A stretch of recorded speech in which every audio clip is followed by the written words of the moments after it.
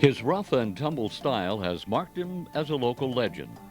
Controversy has been his calling card. He is Mills Lane, and since he came to Reno in 1960, he has embodied the Sir Award, demonstrating skill, integrity, and responsibility in all aspects of his very public life. He's well known in so many different areas. I mentioned as a trial lawyer. In his tenure as district attorney, was among the best in this valley. He's known as one of the best boxing referees in the world.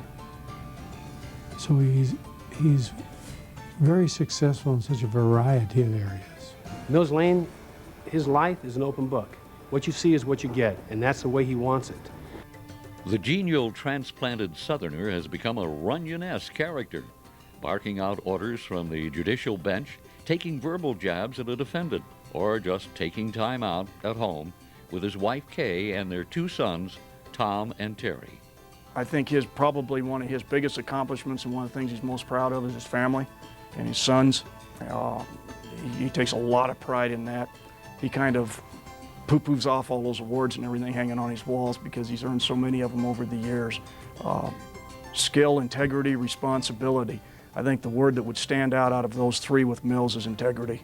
And one thing he is an honest individual, black and white all the way. He never sees gray. Lane came out swinging the minute he arrived in northern Nevada. After a stint in the Marine Corps, he forever left his plantation life outside of Savannah, Georgia, to attend a university where they excelled at the sport that he loved, boxing. And while few could stand up to him in the ring, Lane turned out to be as pugnacious outside the ropes. Admitting he may not be the smartest student, Lane fought hard to earn honors at UNR and then on to law school at the University of Utah. He likes to brag about how his IQ is only 109. But I've seen a lot of smart people on the bench in 24 years. And I'd say he's of superior intelligence.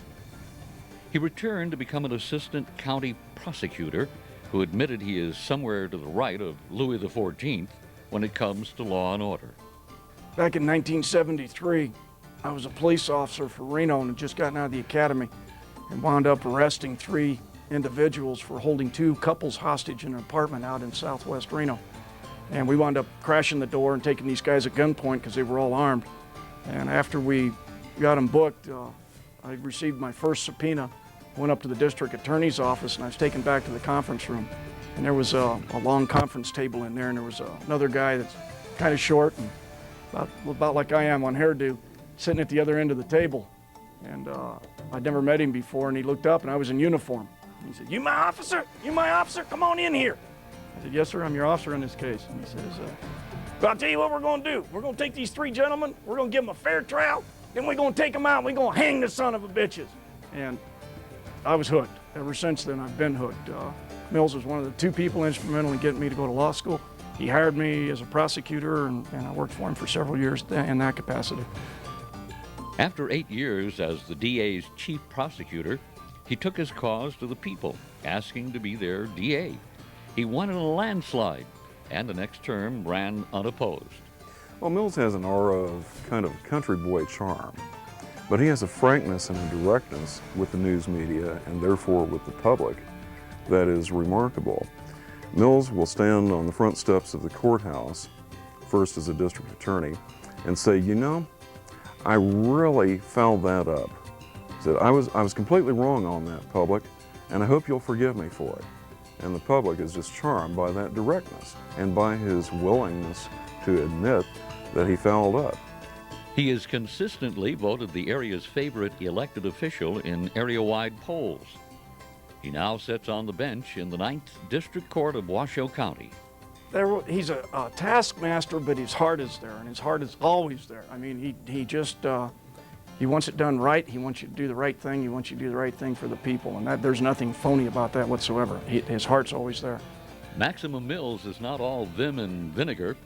He has a soft spot for local causes and charities, mostly the university's boxing club. Mills, obviously, as a boxer from the University of Nevada, is one of our biggest contributors. We ask him for assistance. He's there readily. He's there for kids. Any community activity that needs him, Mills Lane is always the first to say, "I'll be there." He continues to go inside the ropes as one of the most respected and visible boxing referees, handling more than 90 world championship bouts in his long career.